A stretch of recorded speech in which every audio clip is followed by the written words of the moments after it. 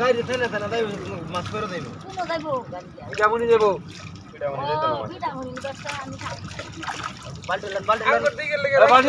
আইরে মলা বালতি দেন বালতি বালতি উঠে নিয়ে গেছে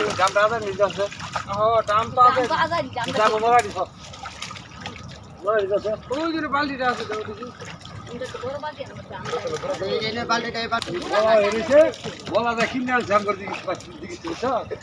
আরো দেখতে আহে কিনলে হ্যাঁ বলা কিনে আনছে নাই নাম দাদা একটা তুই কি করবে